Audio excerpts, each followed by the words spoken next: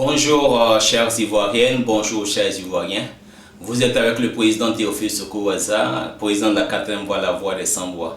Votre organisation citoyenne qui s'est donnée pour mission de porter la voix des démunis, des pauvres, des abandonnés, des oubliés de la République. Et aujourd'hui, nous voulons parler d'une situation particulière. Comment est-ce que l'État peut soutenir l'économie ivoirienne? Comment est-ce que l'État peut soutenir les acteurs de l'économie? Et c'est sur ce point-là que nous voulons nous prononcer. Nous avons observé depuis quelques semaines que plusieurs milliards ont été débloqués par l'État de Côte d'Ivoire pour soutenir les PME, les PMI, soutenir les entreprises, soutenir les ménages. Mais on pourrait se demander comment est-ce que cela se fait? Comment est-ce que l'État opère? Alors la première des choses que nous voulons proposer, c'est qu'il faut d'abord identifier les uns et les autres. Et pour les identifier, il faut mettre en place une plateforme numérique, une plateforme digitale, sur laquelle les Ivoiriens de toutes les régions, de tous les départements, de toutes les communes, de toutes les sous-préfectures, de tous les quartiers, de tous les villages viennent s'inscrire. En s'inscrivant, ils donneront un certain nombre d'informations. Et cette plateforme permettra de repérer tous les citoyens, toutes les citoyennes ayant besoin du soutien de l'État pendant cette période difficile. Donc il est important que cette plateforme soit la plus large possible. Nous avons en Côte d'Ivoire beaucoup d'intellectuels, beaucoup de sachants, des ingénieurs informaticiens, techniciens de l'outil informatique qui peuvent mettre à disposition cette plateforme et qui peut nous donner une transparence. C'est une plateforme qui peut être via le web, ça peut être en forme logicielle, mais d'une manière ou d'une autre, permettre à tout citoyen lambda d'avoir accès à la plateforme, de suivre tout le travail de soutien de l'État qui va se faire. Ce n'est pas un souci de transparence. Donc la première proposition, c'est la transparence par la mise en place d'une plateforme numérique, d'une plateforme digitale. Alors deuxièmement, comment est-ce que l'État pourra-t-il opérer pour pouvoir toucher les véritables problèmes? Nous avons essayé d'analyser, de réfléchir. Et nous voyons que dans ces 3 mois de difficultés, mars, avril, mai 2020, les problèmes communs de tous les Ivoiriens et toutes les Ivoiriennes, des entreprises, des PME et comme des acteurs du secteur dit informel. Le premier élément, ce sont les loyers. Ensuite, on a l'électricité, on a l'eau. On a également les charges sociales, c'est-à-dire charges fiscales, charges sociales, je ne parle pas des impôts, les charges sociales. Et puis, nous avons les salaires, les rémunérations des uns et des autres. Voici les points communs que toutes les entreprises, tous ceux du secteur informel et même les ménages ont comme problème commun. Alors comment est-ce que l'État pourra résoudre ces problèmes communs? En prenant en charge. Donc nous proposons que l'État prenne en charge pour tous ceux qui seront inscrits sur la plateforme, entreprises comme personnes physiques, que l'État prenne en charge sur les factures d'eau, d'électricité sur les 3 mois, les paiements des salaires sur les 3 mois et également les charges fiscales et sociales. En touchant ces points que nous venons de citer, ces charges essentielles qui sont un dénominateur commun pour toutes les entreprises, pour toutes les PME, pour tous les particuliers, pour tous ceux qui sont dans le secteur informel, l'État sera en train de donner un soutien substantiel aux acteurs qui font l'économie ivoirienne. Alors nous voulons faire ces propositions à l'État de Côte d'Ivoire, au gouvernement. Une fois que l'État accepte de prendre en charge les loyers, les charges fiscales, les charges sociales, les charges d'électricité, d'eau, les charges de personnel. Et la proposition que nous faisons à l'État au niveau des charges de loyer, c'est que l'État permettra aux propriétaires des maisons, des bureaux, au lieu de recevoir de la trésorerie en termes de paiement de loyer de la part de l'État, que l'État leur donne la possibilité de dégrever ces loyers sur les impôts fonciers. Ça donnera le premier avantage, ça permettra à l'État d'avoir un paiement certain des impôts fonciers par compensation, et ça permettra à l'État de ne pas faire des décaissements. Et pour le propriétaire immobilier également, ce sera un avantage pour lui de réduire ses impôts fonciers. Voici la première proposition que nous faisons et cela permettra à l'État de faire des gains en termes de trésorerie. Au niveau des charges fiscales, des charges sociales, l'État n'a qu'à prendre une décision.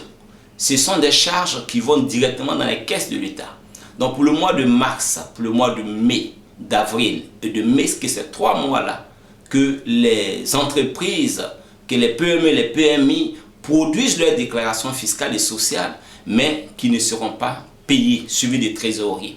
Ça permettrait ainsi aux PME et aux PMI, pendant ce temps-là, de ne pas avoir à faire des décaissements en termes de trésorerie. Et ça permettra à l'État de recevoir les déclarations pour suivre l'évolution de l'activité économique, mais n'aura pas de trésorerie. Ce sera également un autre soulagement. Au niveau des factures de CIE et de SODECI, nous avons le même groupe qui gère nos factures de CIE et de SODECI. Nous avons également les grandes sociétés qui produisent l'électricité. Dieu seul sait combien de bagages nous avons, combien de structures nous avons. Et combien de fois la Côte d'Ivoire exporte l'électricité au Libéria, en Guinée, au Mali, au Burkina et même au Ghana voisin. Donc nous avons quand même certaines surfaces en termes de production d'électricité. Donc sur ces 3 mois-là, l'État pourra prendre la décision d'exonérer le paiement des factures d'électricité d'eau aux citoyens ivoiriens et ivoiriennes. Et donc l'État pourra demander à la CIE de la SODECI de simplement faire la facturation et puis de déduire le montant de ces factures-là sur les impôts des sociétés CIE et SODECI. Sur tous ces impôts, à partir de ce moment-là, l'État aura posé une action sociale forte. Il aura aidé également CIE et SODECI par des allègements, des dégrèvements sur les impôts que ces entreprises doivent certainement à l'État, puisqu'on ne finit jamais de payer les impôts à l'État. Donc au niveau de l'électricité et de l'eau, voici ce que nous proposons. Pour terminer, nous allons voir sur les paiements des salaires. Vous savez, pour que l'économie tourne, il faut de la consommation. Pour consommer, il faut avoir de la richesse, il faut avoir des revenus. Pendant ces 3 mois où des Ivoiriens et des Ivoiriennes n'ont pas eu de salaire, n'ont pas eu de revenus permanents, d'autres ont eu des moitiés salaires, d'autres étaient en chômage technique, d'autres étaient en arrêt temporaire, d'autres rien du tout, ceux du secteur informel, les bars, les maquis, les restaurants, les hôtels, tout était totalement fermé, il n'y a pas de revenus, donc il n'y a pas de consommation. Et donc à partir du moment où l'État va payer les salaires aussi bien du privé que du public, puisque l'État par définition va payer forcément les salaires de tous ceux qui sont au public, mais tous ceux qui sont au privé et qui ont subi la crise, qui va payer les salaires? Ce sont les entreprises qui elles-mêmes sont sinistrées. Donc nous proposons que l'État paye tous les salaires. Ce sera le seul élément sur lequel l'État aura fait un décaissement direct. Mais ce décaissement-là va tout de suite faire redémarrer l'économie. Parce que celui qui reçoit son salaire va commencer à faire des achats. Il va payer le carburant, il va payer la nourriture, il va commencer à faire des achats. Et cet argent va encore recirculer dans le circuit économique. Du coup, l'économie va tout de suite reprendre. Donc le seul élément sur lequel, selon nos propositions, sur lequel l'État doit injecter de l'argent frais, ce sera dans le paiement des salaires, des rémunérations des uns et des autres. Nous proposons au gouvernement et à l'État de Côte d'Ivoire de faire de la transparence un mode de gestion. Il faut de faire de la gestion participative et collective un style de gestion qui implique les citoyens et la citoyenne. Et la plateforme que nous proposons à l'État de Côte d'Ivoire, c'est cette plateforme-là qui va rassurer les acteurs. Parce que dès que je me suis inclus sur la plateforme, j'ai un code, j'ai un accès et je suis l'évolution de tout ce qui se passe. Et cela peut être suivi par d'autres personnes. Nous avons proposé à l'État de Côte d'Ivoire de prendre en charge, sur le plan social, de tous les loyers des entreprises, des PME et des PMI, de prendre en charge l'électricité et l'eau, de prendre en charge les charges sociales et les charges fiscales, et enfin de prendre en charge le paiement des salaires, particulièrement de tous ceux qui sont dans le privé et ceux qui sont dans le secteur informel. Nous avons également fait des propositions sur comment l'État peut opérer pour limiter les décaissements en termes de trésorerie.